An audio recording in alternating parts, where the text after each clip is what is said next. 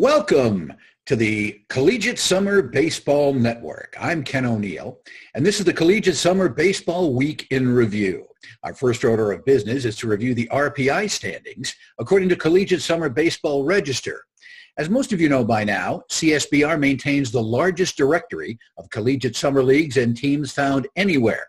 Each year, CSBR compiles a database of over 8,000 players on rosters around the country and applies their roster scoring matrix to each player to determine roster scores for each team and league. This, together with winning percentage, forms the basis for the Relative Percentage Index, or RPI. The RPI method of ranking places greater value on winning in more competitive leagues than it does for weaker leagues. In other words, winning a very high percentage of games in a very weak league will not make the top 25.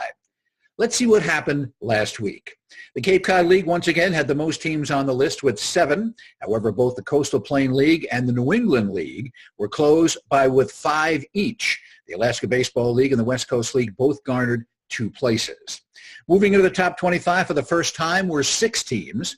The Corvallis Knights of the West Coast League, the Healdsburg Prune Packers from the California Collegiate League, the Matsu Miners from Alaska, Vermont Mountaineers from the NECBL, West Coast League's Victor Harbor Cats, and the Winter Park Diamond Dogs of the Florida Collegiate League.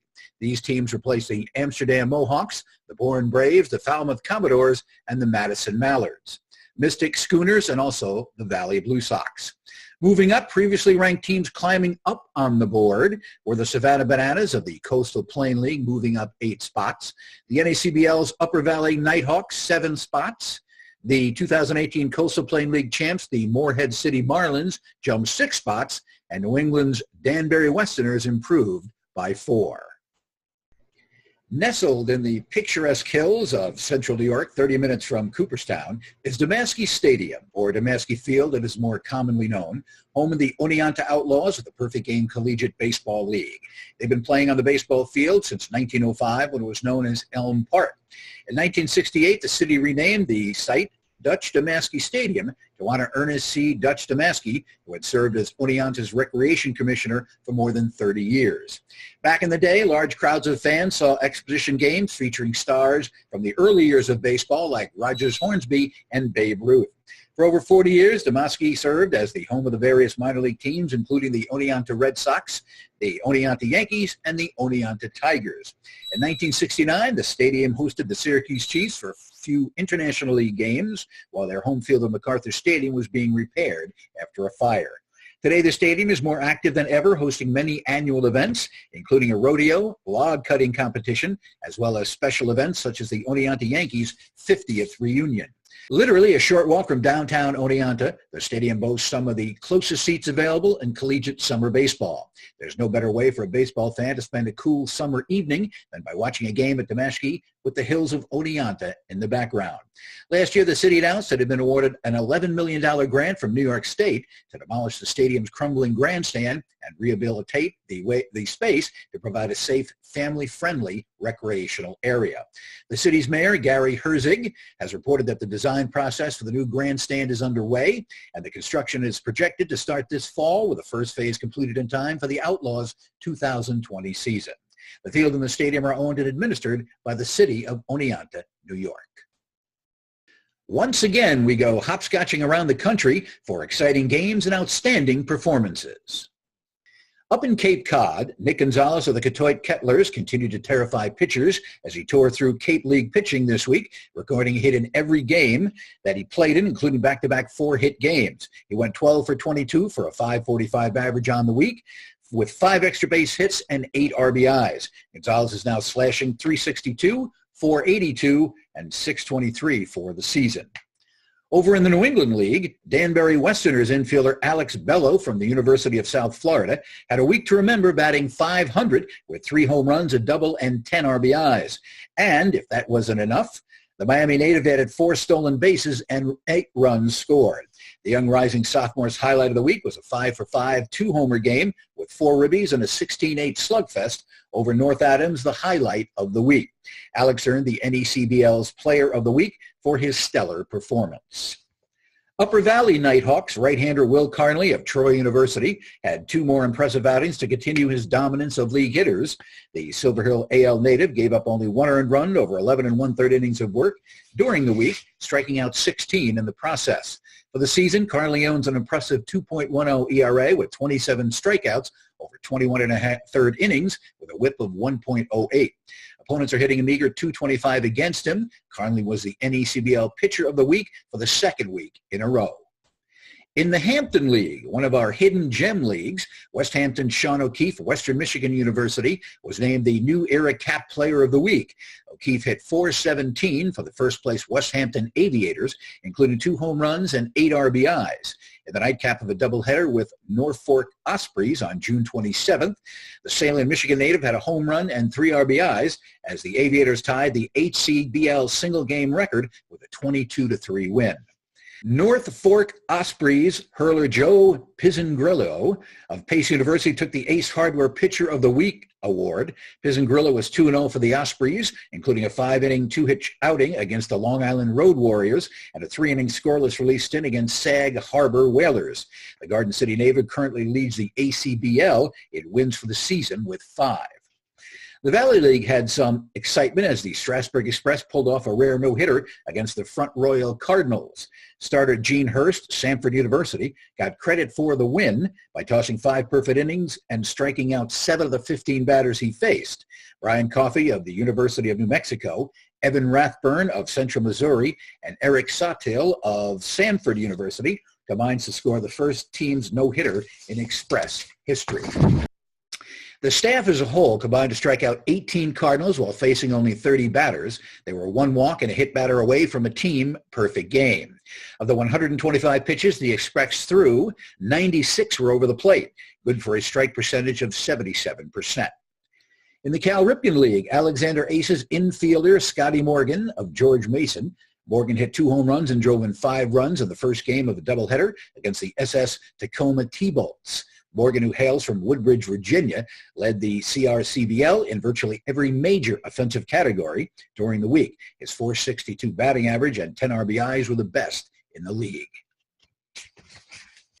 In the Midwest region, in the Great Lakes, Daniel Workington of the St. Clair Green Giants had an explosive week with 9 hits, all of them for extra bases, 4 doubles, 1 triple, and 4 home runs.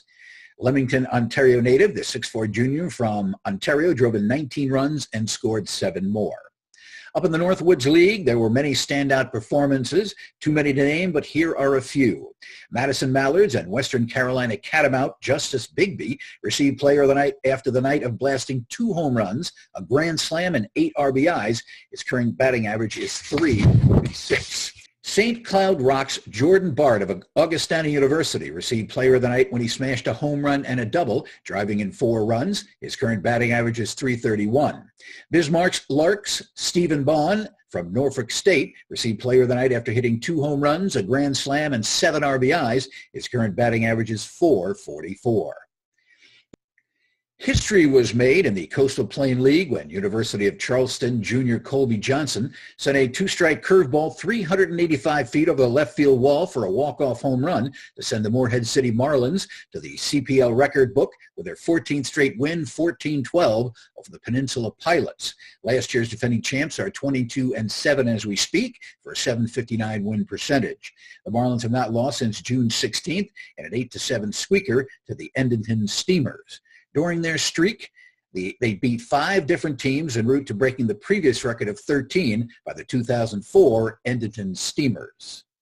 Meanwhile, in South Florida Palm Beach Extremes, Anthony Orta of Queens University Charlotte earned Player of the Week, going 10 for 22 with a double home run and 4 RBIs. Pitcher of the Week was awarded to Matt Caleri of Wingate University after throwing 5 scoreless innings with 10 strikeouts. Moving to the Southwest, the Mink lead North All-Stars won the All-Star Game 3-2 over the South All-Stars. The player of the game was Corinda's A's Nate Ventura. Ventura, a rising sophomore at North Central Missouri, finished the night with 2 RBIs. The Willemstad Curacao native drove in the go-ahead run in the bottom of the 8th inning. The Mink Player of the Month was Sedalia Bombers outfielder A.J. Gardner, slashing .439, 500, and .924 with 25 hits, 7 home runs, and 22 runs batted in. At the top of the world, University of San Diego redshirt freshman Camden Vasquez led the Alaska Baseball League, slashing .417, .522, and .472. The Peninsula Pilots outfielder hasn't played one inning of college ball yet and is the batting leader of the third-ranked league in North America. Hildesburg Prune Packers Brian Sturgis is slashing an impressive .422, .519, and .511. Santa Barbara Forester southpaw Brad Demko of Sam Houston State leads all pitchers with a 0 ERA over 13 2/3 innings in 12 games. The Austin, Texas rising senior has struck out 23 while walking only 6. His whip is .512, and opposing teams have managed only an .026 batting average. The West Coast League's Moss Adams Player of the Week was Angelo State infielder Parker Bramlett of the Victoria Harbor Cats. The Texas native went 8 for 18 at the plate while leading the Harbor Cats to first place in the North Division. Pitcher of the Week was Grand Canyon's left-hander Michael Perzan of the Portland Pickles. The rising junior pitched 10 scoreless innings, giving up only 2 hits for the week. So far this season, he is 2-0 with a 2.45 ERA in 5 appearances for the Pickles.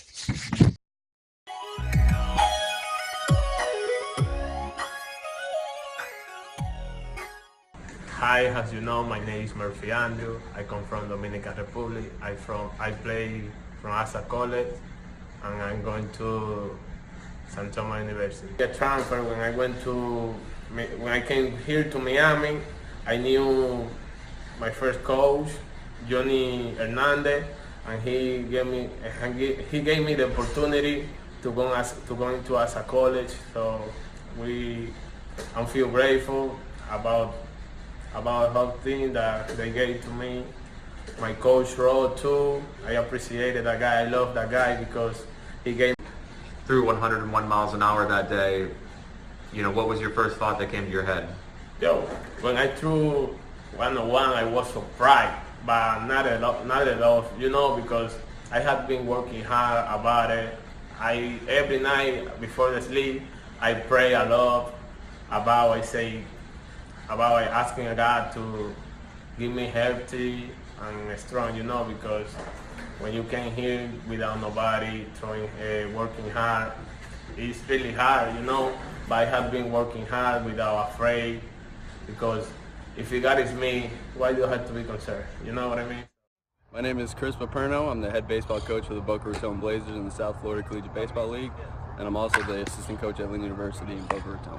So Murphy Andrew on your team this year. He's one of the hardest throwing pitchers in the league, possibly one of the harder throwing pitchers in the entire summer collegiate baseball landscape. So what are your thoughts about him as a pitcher? Yeah, I mean, he keeps developing. Every outing he keeps getting better.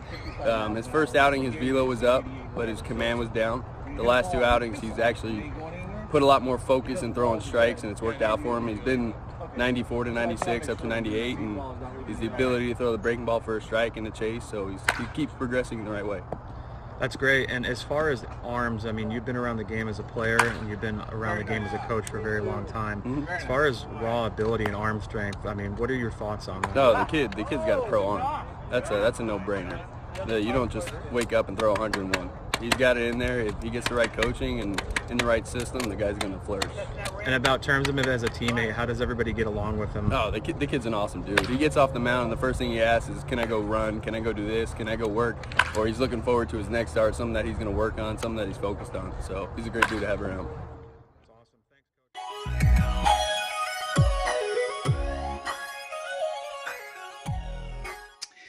We're always interested in what you're thinking. So we asked, and you answered. Here are the results of this week's poll.